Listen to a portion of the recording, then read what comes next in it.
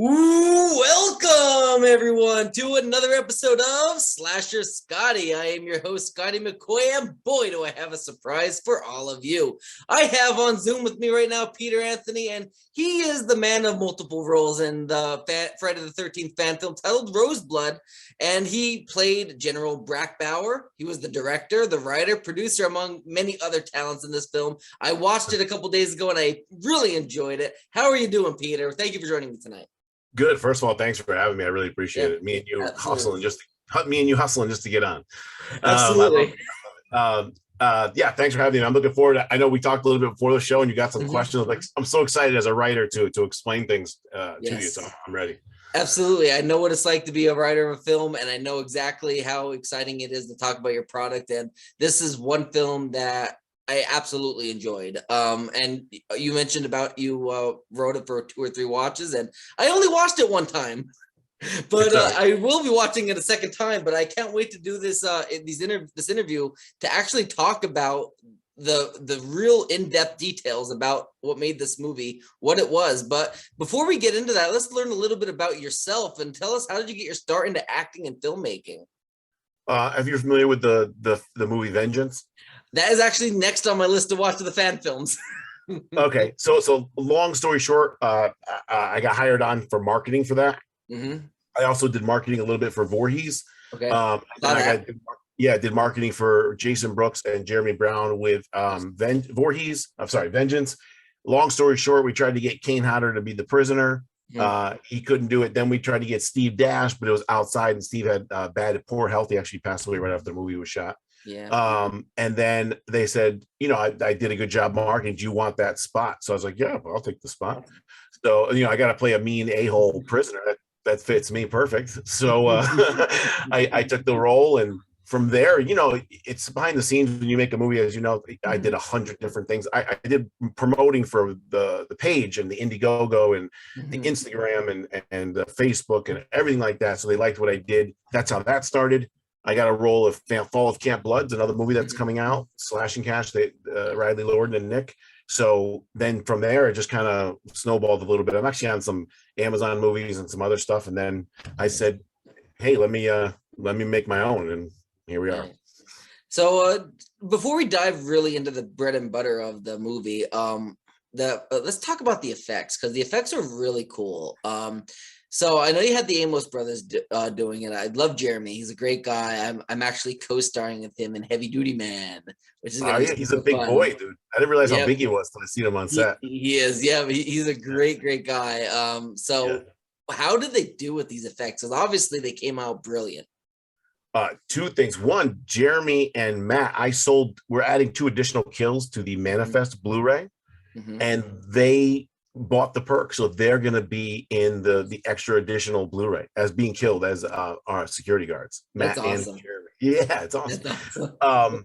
I saw their work on Voorhees, and I knew they were working on Voorhees. And then when you go to their sites and you see like them working on all the skin and the heads and the fingers and shit, and I was like, wow, this is amazing. So I got them to, I said, hey, you want to come on board? This is what we'll do, and this is what I'll pay for, and this is how much stuff. And they're like, well, we need this. I'm like, bought it. We need this. I bought it. We need blood. I bought it. We need this prosthetic. Bought it.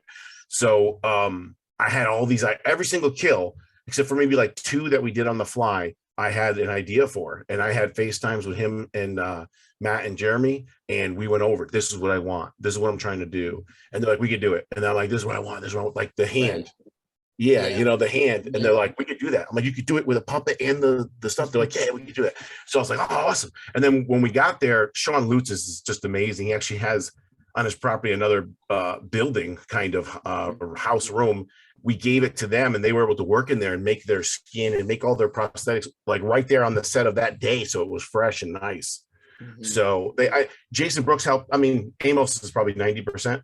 But Jason Brooks helped out. Brent Edgett helped out a lot. So Brent Edgett did, I think, the throat kill, and some people helped out because there's so much going on. We were shooting 16-hour days.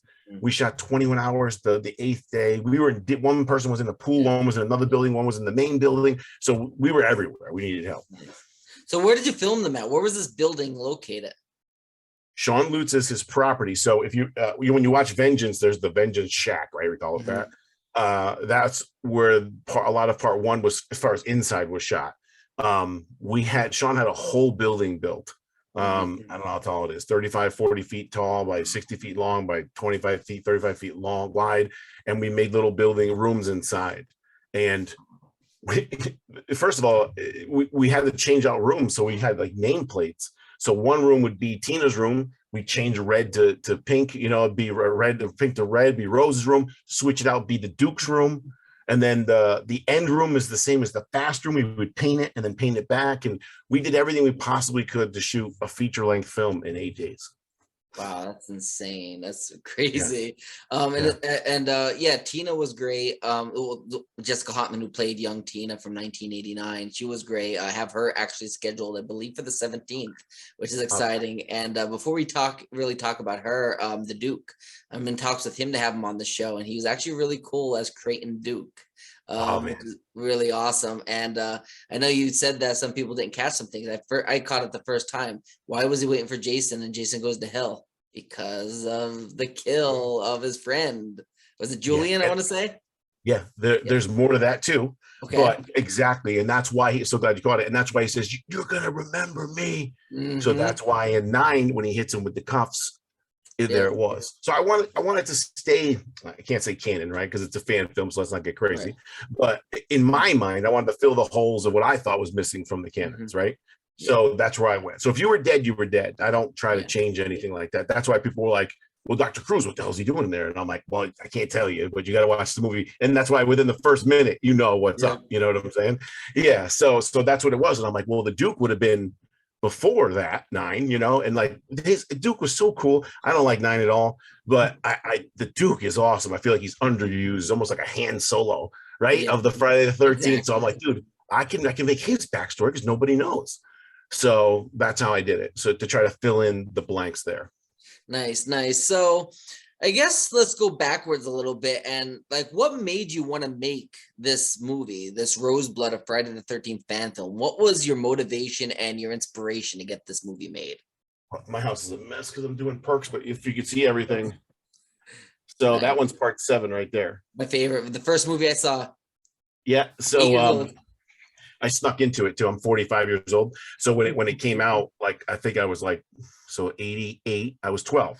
So you couldn't get in it. So what we would do back in the day is have the little newspapers, and we would pick a movie that was close to the time and have my parents drop me off and be like, oh, me and my buddy Brian are going to go watch Mac and Me or whatever. And we would sneak out and go into the other movie theater. That's one of the movies I wish I would have seen in theaters, but I was born in 89. So I wasn't even alive yet. When you were born. Yeah, it was my first movie that I saw in not theaters, but like first horror movie I've ever saw on VHS. Rented it from Black Diamond. I was like 7 or 8 years old, I think. And Laura Park Lincoln actually yelled at me for telling her that story. He's like, I would never let my kids watch that at 8 years old. How could you watch that at 8 years old? Dude, when I was 6 years old, we had HBO back in the day. It wasn't like today. You only had HBO really for like late night crazy R-rated shit.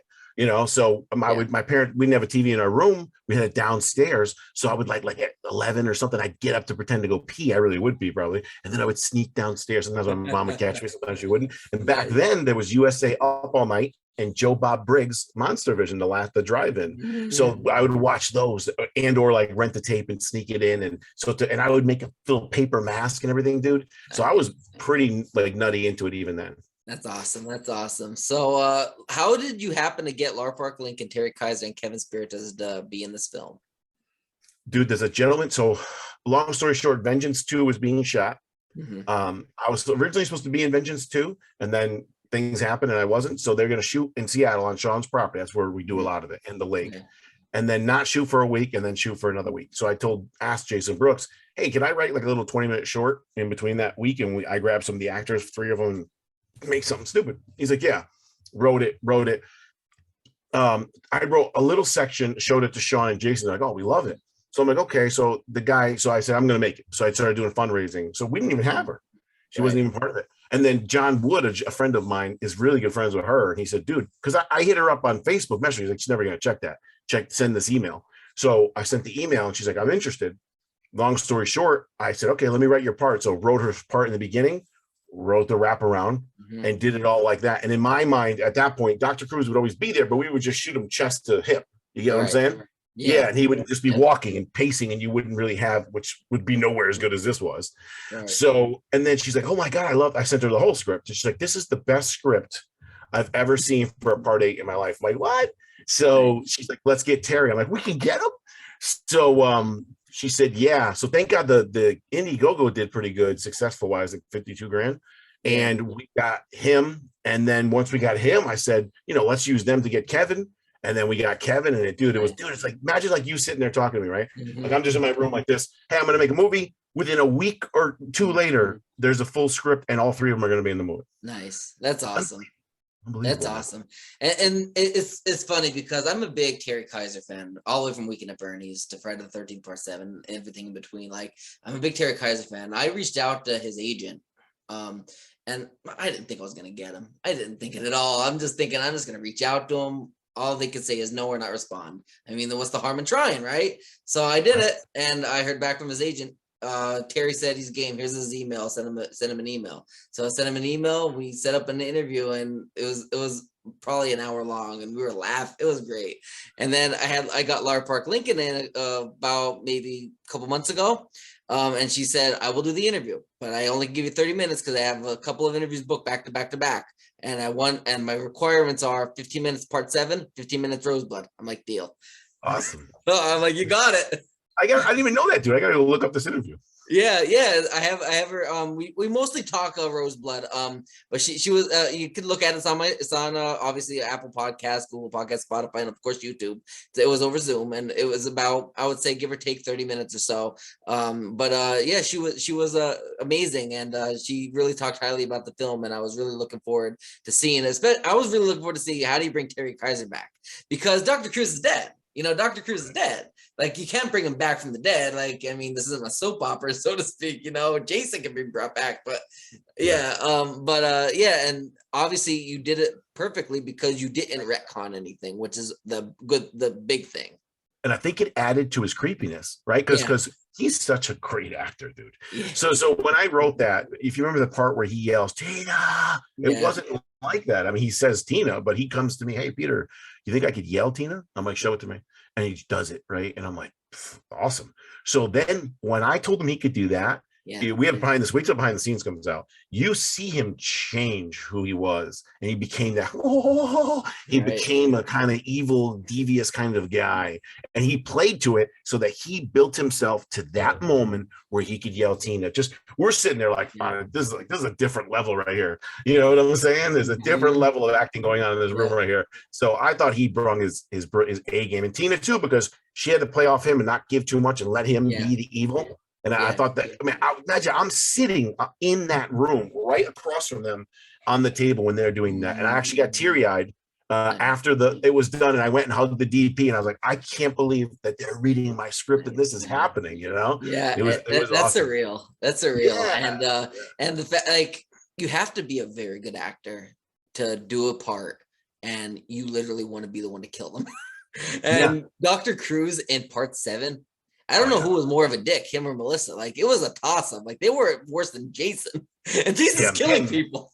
Him, because he's like devious to her, the mother. He's supposed to be and then he sticks the mother in the front. That was horrible. Oh, that was horrible. That was the only death that, because I see part 7, the first movie I saw, and the next time I saw it was years later, like probably in my 20s. Like, I didn't watch it for years later, and I didn't remember her death, and it hit me like, I was like shocked, because, like, first of all, she's this caring mother. Like, she didn't do anything wrong. She's a great mother. She cares about her daughter. And then on top of that, Dr. Cruz uses her as a freaking human shield. Yeah. You know what's funny? When I'm older, I sit back and think about it. I'm like, they both were dead anyways, right? Because they weren't going to get out of there. Yeah. Right. Exactly. But it's still a dick move.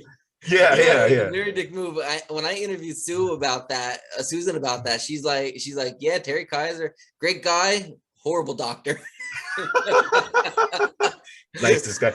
Back to the room. So I'm sitting there, and like I've told scenes this before, like Laura and Terry are like, Lara's asking me what's her motivation and stuff. Dude, that's the hardest part, because when I never wrote before, ever, anything. And to write, I wrote Rose, but that's my character. I wrote Sykes, that's my character. So it's a little easier, right? But how do you write someone to be who they were 30 years ago and then tell them how to be themselves? It's very hard. And I didn't want them to come out of character. So I tried to keep it in that realm where like he's pushing and she's kind of retreating and kind of thing. I think it worked out okay.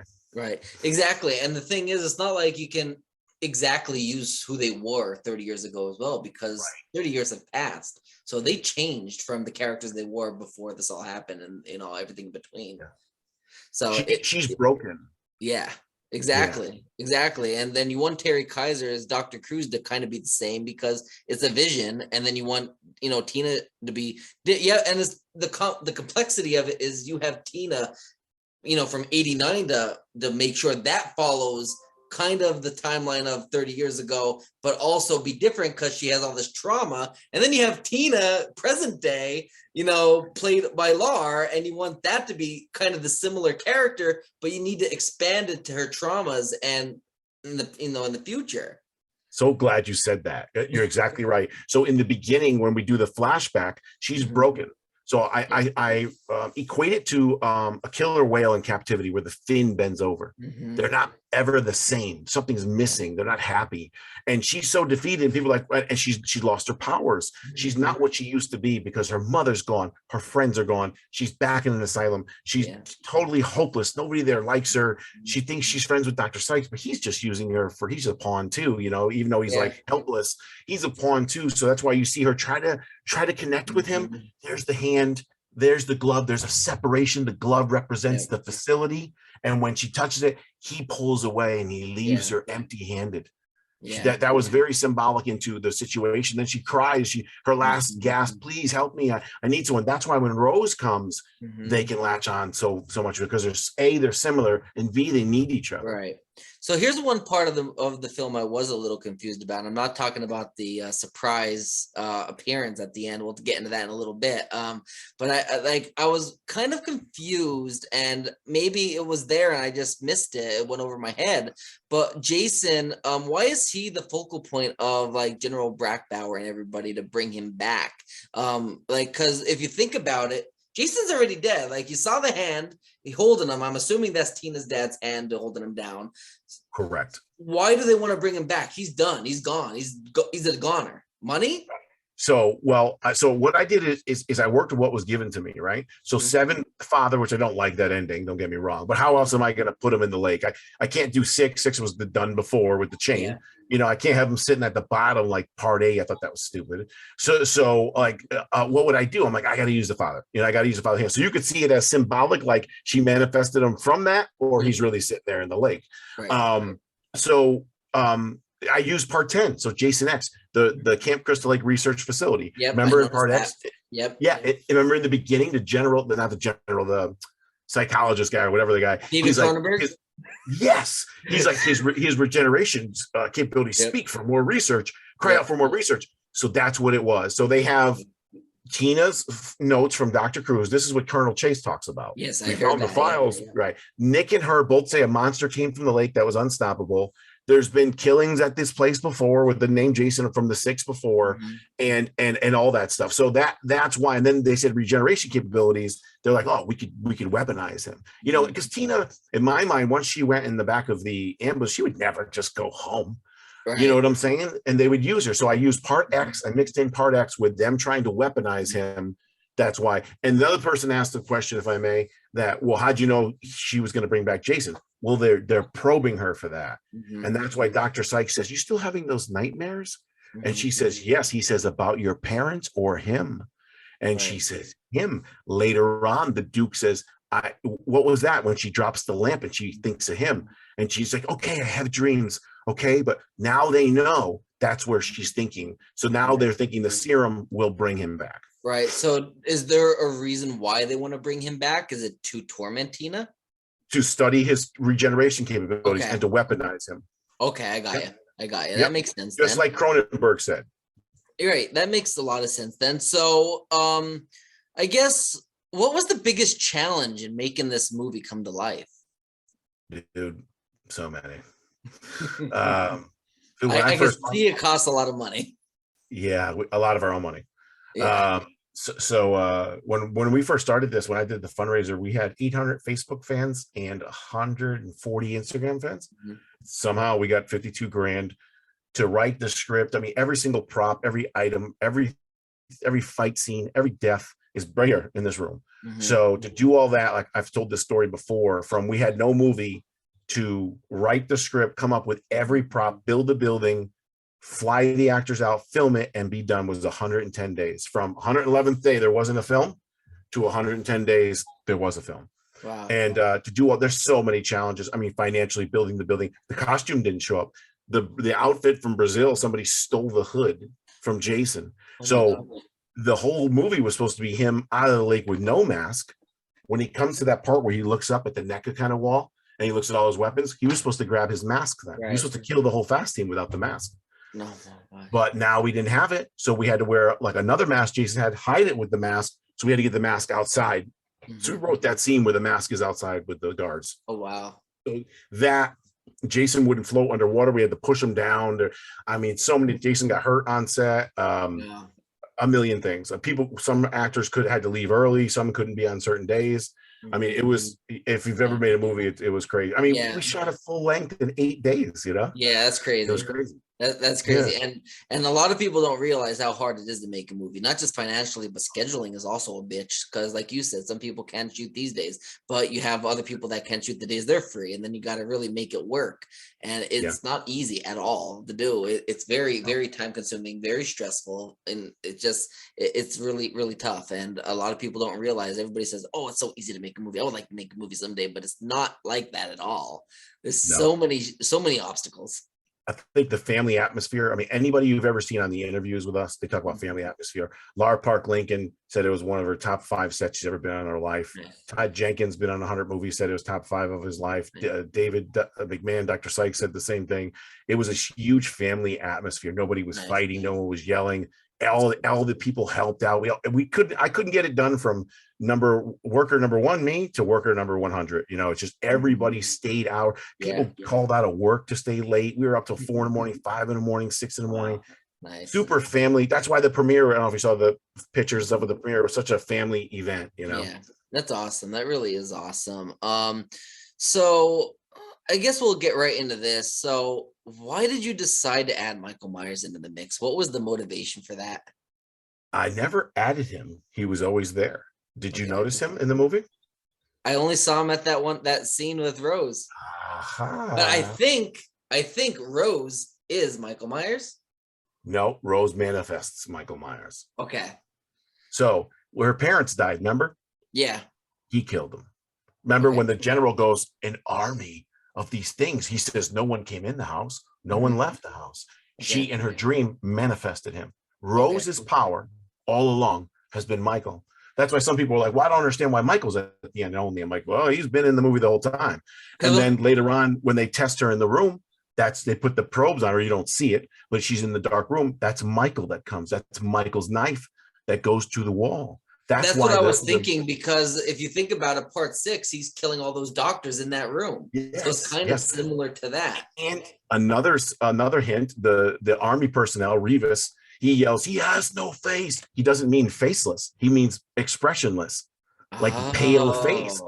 We give you that one. Then the camera goes to Rose drawing with a red pencil. If you pause that in the last frame, she drew Michael in the room killing everybody.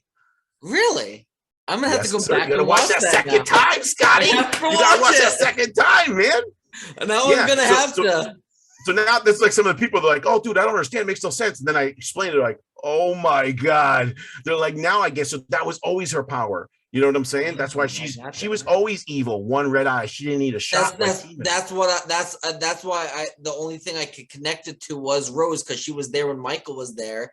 And then she was there. And then in the beginning, I noticed her eyes turned red, or one eye turned red. Just the one turned red. And I said to myself when I watched it, I'm like, she's evil. There's something about her that's evil. And I didn't realize the evil is the one that is evil, Michael Myers. He is evil. He's nothing but evil.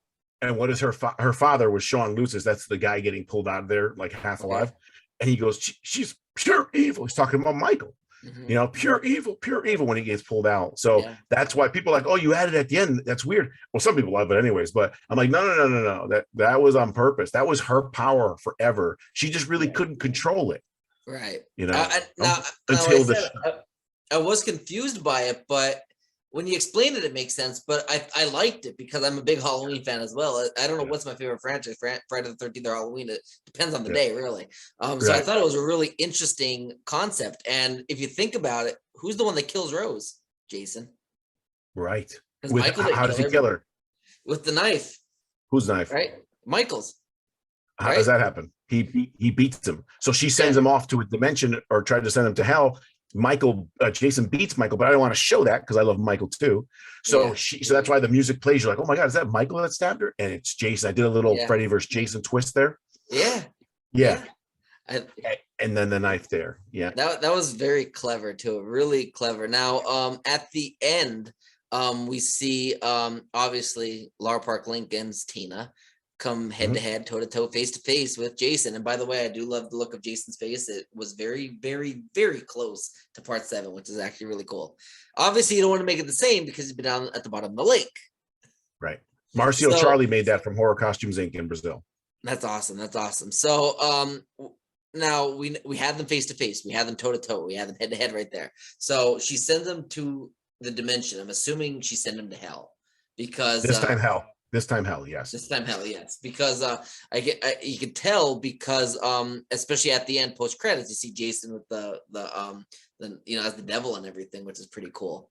Savini Jason from the video game. Okay, I didn't play the video game. I just got this. The oldest game the most recent game I've ever played was Nintendo GameCube, and the most recent before that is 64. I just bought the Switch, so I plan on buying it. Tom Savini made a special Jason for the game where he was in hell and he defeated the devil and had a trident. I cosplayed as that Jason at a show in Monster Mania. That's the real trident from Tom Savini's specs and everything. Awesome. So basically sent him to hell, and now he's hell Jason coming back like that. Okay, so that's where my next question comes into play. Post credits, we see a to be continued display. Is there a sequel in the works? I'm gonna do an original material stuff where I could make money, and put it on Amazon and stuff. But if we come back, that'll be what I come back to. And if I may explain, since you got me on here with Lar. So see, Lar was never strong enough as Rose. Rose was 10 times stronger than Lar. So Rose, Lar, they're trying to give her the shot to bring back Jason. Rose can bring back Michael. She's just too young to really control it. She doesn't really know. So then when she gets the shot herself, when she pulls it from gravity into her own arm, she's double red eye. She's double evil, and she could pull Michael right when she wants to do whatever she wants to him then. So then when she goes to send them back, she's never sent them back before, so she doesn't know what to do. So she wasn't strong enough to send Jason all the way back. And that's why she gets killed. It takes 30 years of shots to bring Lar to the strength of one red eye that she has at the end when she fights Jason. And it's killing her. It's like Logan with the steel inside of him. And that's why her arm is turning black with the veins. That's why she's itching her arm. So that whole thing, and then she was finally strong enough that Nick shows up and she doesn't want Nick to be killed. So she sends him to hell and Jason fights it back. Nice. That's very awesome. I really enjoy this movie. Now, obviously we know that there's a character, Rose. We talked about her.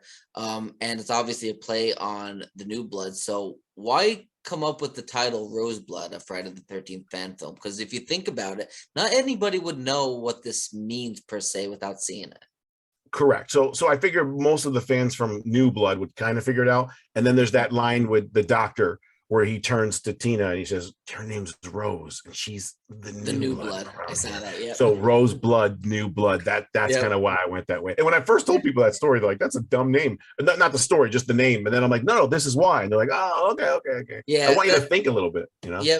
And that's like, there's a lot of things I didn't know about this film. Like obviously before I seen like title, Terry Kaiser being back. Obviously, if you have I knew Terry Kaiser since he was coming back, he had to be an apparition. I mean, there was a possibility, I guess you could retcon it, but that would be a really bad idea. So I'm glad you didn't go that route.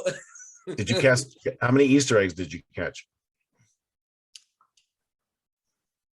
I mean, there's like 100.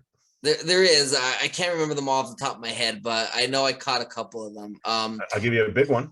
Okay. The Duke calls his wife, right? Or girlfriend, we don't know what she is really. But and he's like, hey, honey, I got to work. I know, I told you last time, whatever. Where's my boy? Oh, boxing again. Okay, yeah. Julius. Yes, from part 8. Yep. Yeah. I And didn't what's his name catch gave us a that. shout out. VC Dupree gave us a shout out. He watched the movie and he loved it. Nice. I did not catch that. That is hilarious. Oh my On his God. desk is a donut box. It says pink dresses, donuts, and I hot saw dogs. that. I saw that. Yeah. Okay. Yep. Okay. All right. Yeah. The donut, Yeah, what was it, a hot dog in the donut or something he said? yeah. And then in the room with Dr. Kaiser, Terry Kaiser, that's his real shirt from part 7. That's his real pen from part 7. Really? The I whole didn't know wall that.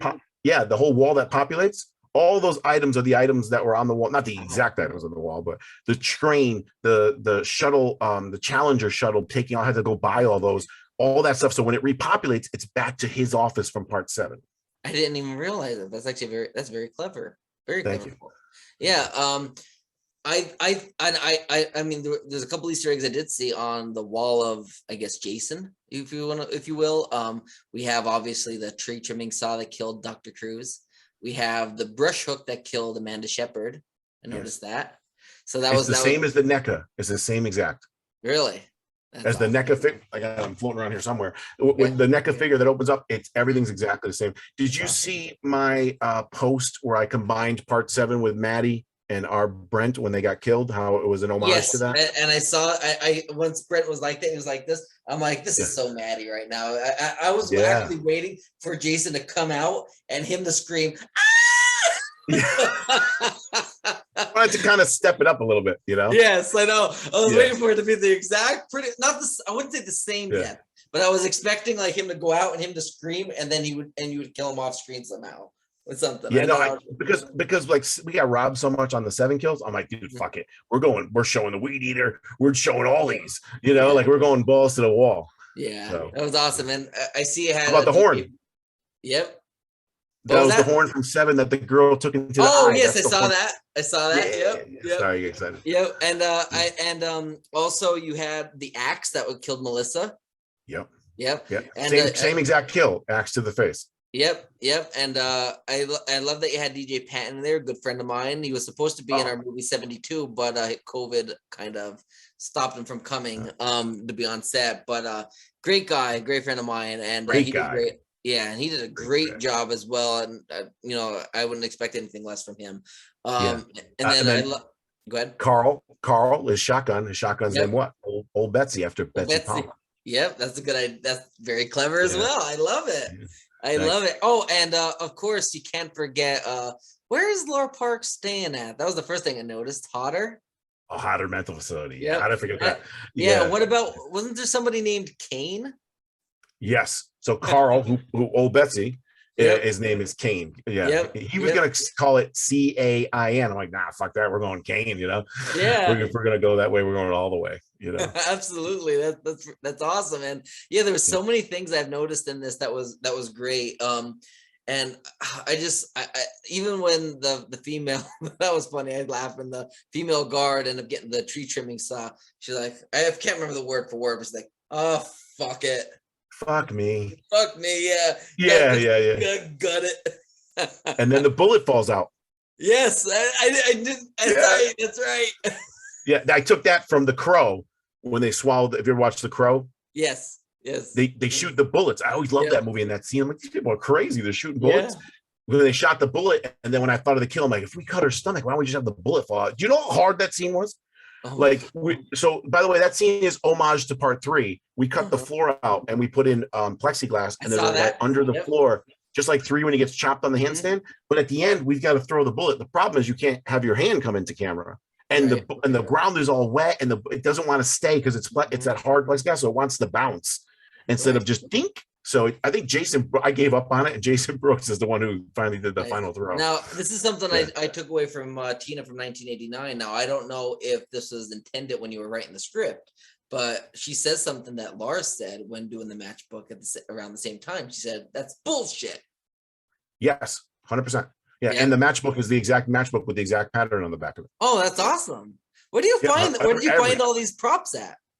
I made that one, so there's no matchbook. I actually looked for it, but there's no matchbook with that. Like, what is that pattern? I put restaurant pattern. I couldn't find it. I drew it like 4 of them, like exactly the way it was. Yeah, and then that magnet is called it's a real rare earth magnet. They're crazy strong. I'm under the table with her doing that moving when she's moving it with her hand. Nice. That's And they're like, "You're awesome. the director. Shouldn't somebody else do this?" I'm like, "No, we're not messing this up. I'm doing it." That was awesome. I wish that, and I don't think it was in there. I don't remember if it was, but it would have been so cool to see Lar throwing another TV at Terry Kaiser. Yeah, but he's not really there, so that'd be tough. You know what I'm saying? That would be, but Yeah. that could be a way, like a figment of her imagination type of thing, Yeah. like she wants to throw that TV at him to get him out, and he's like, "You're not strong enough, Tina," or something like that, Yeah. I think like even having young Tina, like 1989 Tina, doing it to the other doctor, even. We could have done that, but I wanted her to be weak until Rose came. So, but we could have figured it out somehow. That's true too. What do you think of the Duke's performance, especially when he's yelling at the window there with Julian when he gets his face ripped off? Once when that happened, I was thinking this is where he inserts part 9. Jason Goes to Hell. Yes. I knew that from the start. Because I always wondered what, like when I first saw the Duke in this, I'm like, okay, so the Duke is in this. There's no reason for him to be in this because he's not in part 7. We are going to be getting a reason why he's hunting Jason in part 9. There's no way about it. If you don't insert that, then his performance in this was meaningless at this point. Exactly. Did you see his wall had bounty hunter stuff all over it? I did. Yep. Yeah. So it's like a hobby of his. Yep. And I knew it was him. He had the hat, the cowboy hat. I bought everything exact. That bolo, that thing in the front's called a bolo. Yeah. I couldn't find it. I had it 3D printed by Villains of Love, my buddy Ruben. So that is the exact 3D printed bolo. Same with the horn. Nice. That was 3D printed to be exact. Have you ever spoken to Stephen Williams, who played Creighton Duke in part 9? I got something coming up. I can't say, but no, I haven't spoke to him yet, but trying to talk to him now. Remember how VC Dupree shouted us out, and then Joe Bob Briggs. So I got something going on, trying to get something going on with him. But no, I love him as an actor. He's great. He's great, and I interviewed him and ask him about the cowboy hat. He said, "I will be Creighton Duke for you, Adam, but you have to let me pick my wardrobe because I'm not wearing this shit you're giving me." Dude, do me a favor. When we're done, can you get me whatever contact you have for him? Yeah, I'll see if I still have his email. I don't remember. If I don't, I could check on IMDb. I'm pretty sure that's where I got his contact information. I went to IMDb, couldn't find it. Okay, so I will look for everything I have because I have. I can show you the interview, but I don't know where. I have to see if I still have the email. Oh, please, I have to see man, when I emailed him, and I could search for it. When we get off this interview, I'll tell you the idea. You'll like it. Awesome! I can't wait. Well, I do have one more question for you that I would like to ask, and it's obvious. Like, it's all about you. Do you have any other projects in the works that you would like to promote to the listening and the viewing audience? No, I'm promoting this for another few months. What else? I'm doing a movie called Dead End Z. Robert Resto directs it. I have a scene with Kane Hodder. Nice. So that was supposed to be at the end of this past year, but I think COVID and stuff pushed it back. I thought we talked to Robert in a while, but I think Q1 coming so soon. I'm supposed to go to California to shoot that scene with Kane. I saw Kane, and I'm pretty good friends with Kane. I seen him in Massachusetts, and we were hanging out. He pulls me out of line. I sit with him, and I was telling him, "Hey, I'm going to shoot that scene with you." So he's like, "Yeah, cool, can't wait." So that's like a dream come true to be on screen. Please get me Kane Hodder. Everybody asks me, dude. Every time I've asked him like twice, and he almost punched me in the head. So, but I'll see what I can do. But everybody asks the same thing. I know he's got the girl agent there. Yeah, I reached out to her. She wouldn't give him to me. I'm not big enough for her to reach out to Kane for. She said that? Yeah. Wow. Yeah. Wow, man. That's pretty bad wording. Yeah, she got me Michael Berryman in replacement, but that's all she could do. She wouldn't even give me Linnea Quigley, who she represents, or anything. Yeah. I don't want to. I'll tell you her name. I'm sure you know who she is, but I don't want to say it over air or anything. Remind me. I'm writing it down. Linnea Quigley. I could probably get that. Okay. Awesome. Thank you. Yeah, that would be great. Like I told you, I was in DC this past weekend and saw The Exorcist steps as well. I wanted to get Eileen Dietz on my show, and we were in talks, but she's something always comes up. She's so busy, but she said, "I promise you will get an interview." But yeah, Linnea Quigley would be great. I would love to have her on. I tried to. I mean, her agent wouldn't get. She's the same agent as Kane Hodder, and she wouldn't get it from me. And there's somebody else that she would. She got me though. Ari Mihailoff. All right, he's great, dude. I partied with him in Arizona. Nice. Yeah, he was Yeah, awesome. Mad Monster. Yeah. Yep. She got me him, and she got me Michael Berryman from Hills Have Eyes 1 and 2. Yeah, what a great guy. Great guy, yeah. And it's funny All the scary guys are the nicest guys. They are, and a lot of people say, "Oh my God, how did you get him to laugh?" Like, I can't get him to laugh. I'm like, yeah, I guess I got him to laugh. I guess. Do you remember him in Weird Science? Huh? He was in Weird Science too. Oh, I didn't know that.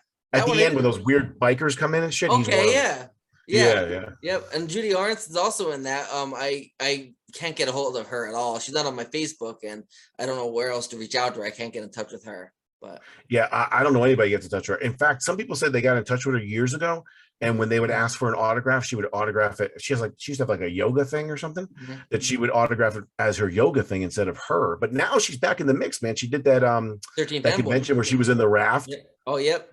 Yep. Yes. So it might be usually. I go to IMDb Pro, and that's how I usually get people's emails. That's how I usually do it too. Yeah.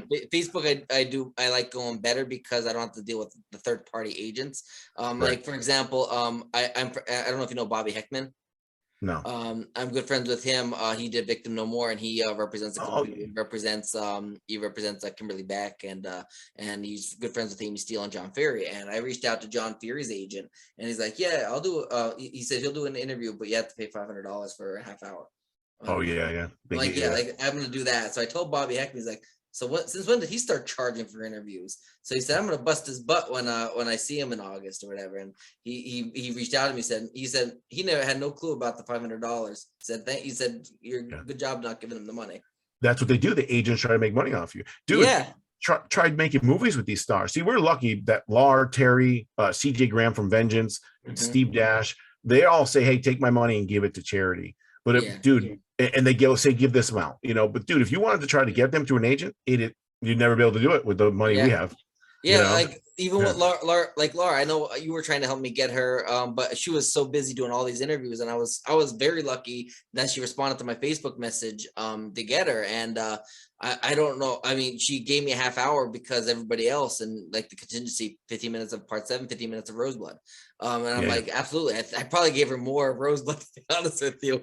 But yeah, I mean, I'm so glad I had her on. And I mean, like I've been in talks with her for years because I've been friends with her for years, but she's just so busy, and she finally had something to promote, kind of release. And then we talked a little bit of 13 Fanboy as well because she was in that. Oh yeah. So she's a very nice lady. Now obviously I would have talked Roseblood with Terry Kaiser, but I had him way before Roseblood was a thing. Unfortunately. And I never had Kevin Spiritus. Not yet. I talked to Terry. Terry texted me last night. Did he? Nice. It's so crazy, dude. I look at my phone and I'm like, what? So it's like 2 calls ago, Lar, Kevin Spiritus wished me Happy New Year, and then Terry Kaiser sending me like a meme. I'm like, what the hell's going on, man? That's awesome. That's really cool. I remember because Terry, he was out in I think he's out in Colorado, and because he said. He said, I don't know if he was joking or what, but he's like, "Hey, Scotty," he goes, "How about I fly out to Colorado and we go hunting on my ranch or something like that?" He was like, "Did you see? He lives like on the side of a mountain. I know, like in a humongous, log cabin. He had like a movie kind of event, and he had all these black tabletops and everything, and it's literally carved out of the side of the mountain." That's awesome. And I'm just like, he's got a dog, Sam. He tells the story when I first called him and tried to get him on the movie. He talks about how he was giving Sam his dog. He goes, "I'm giving my dog a puppuccino. I don't have a dog. B, I don't drink coffee." So I didn't know what the hell he's talking. I thought he's joking with me. And then I hear the dog, and then I'm like, "So you're gonna do the movie or what?" And he's like, "Hey, I'll do it, okay?" Yeah. he was hilarious. Oh my God! In my interview, he kept talking about how he said about that there was these crocodiles, and they have these crocodile wranglers, and he said that this crocodile wrangler was so old that I was afraid that he wasn't gonna get the crocodile. That's what Lars said. He was the snake and crocodile handler. He said he was like 90 years old, sitting in a boat, like just dying. And then I asked him. I said, "So when you did your death scene and got shoved down that hill, did you?" So you didn't. I'm assuming you didn't get eaten by a crocodile. So I'm assuming they gave you a stunt guy. He's like, "Stunt guy? This is Friday the 13th, Part 7. There was no stunt guys. We had no money. I was on my own." He said, "I was lucky I didn't get swallowed." Did he tell you that in Weekend at Bernie's, like literally the first week, there's a scene where they kind of throw him over the side of a railing of a top of he broke his ribs. Oh, he didn't say that. And he's like, "Peter, I mean, he was still well known, but he's like, it's the beginning of the movie. I have glasses on, a hat on, and black hair, and a wind jumper. He goes, they could have replaced me. He said, he goes, I just toughed it out and I didn't tell nobody. And anytime something physical came out, he explained how, he'd make the director do it first. So the director would stop asking him. And he worked his way through the whole movie with broken ribs. I was like, wow, what a great move. Yeah, he's such a stand-up guy. Really is a great guy. Oh, class act, dude. Yeah, and he was so funny. Like when I interviewed him, he was so funny. He told so many funny stories, and he mentioned about, he said they were blowing up this. He goes, they were blowing up this goddamn house, and they have all these explosives or whatever rigged or whatever it is, and they're smoking. He's like, this house is ready to blow and you're lighting a freaking cigarette. Yeah. Did you ever hear the story of that? Like they blew the shit out of that building so much, part 7. The first, if you look at that one shot when it cuts to the first camera, the wood takes out the camera. Yeah, he told me that. Yep. He was so funny. He's like they're ready to blow this house to smithereens, and the guy that's setting up the explosives has a freaking lit cigarette in his mouth. Yeah. Why is everybody smoking? That's great. I forgot how much stuff he's done. Like he was on Golden Girls. Okay. He was on something, Circus of the Stars, when a lion like bit part of his head. And I have to say, yeah, dude. Yep. Yeah, R.I.P. Betty White. Yeah, yep. And then he was a fixture on Three's Company too. Okay, nice. Yeah, he was in a lot of stuff. Ton of stuff. I saw him in the $6 Million Man the other day. Like I'll see these things and I didn't realize it was him. Yeah. He was on the Carol Burnett show for 3 years. That was a big running show for a while. So he got like an award, a Lifetime Achievement Award in Italy. He lived in Italy for a couple of years and acted over there. And great. Amazing, dude. He had a scholarship to play football. He was a cornerback. Right. And then he was a construction engineer, a civil engineer. And then one day he said, F it, I'm going to New York. Imagine this is before the internet or phone or anything. Right. And he just says, I'm grabbing like $300 and going to New York. And he went to, there's 2 different schools in New York. There's the School of Juilliard and there's the Actors Studio. Nice. And he went to the Actors Studio and just made it. Just amazing, Yeah. If you watch my Laura interview, she always calls me Slasher Dude.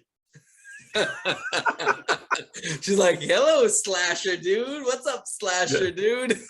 Dude, you want to get a big one? So Laura, when she sent me Terry's number to call him, she did a forward contact, and it comes up on my phone. I said, what? It says a bad news cruise.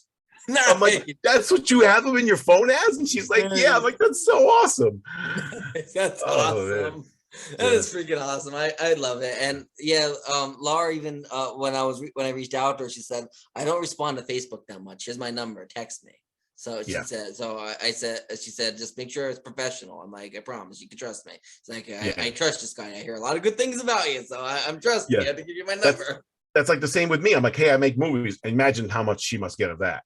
Yeah. So I'm like, listen, here's TJ Graham's number. Here's Ruby's number, his wife. Here's Vengeance. It's on YouTube. Yep. Go check it out and then come back. We're not guys in the backyard with our phone. You know what I'm saying? Absolutely. And I mean, I knew Laura for at least 5-6 years now, at least.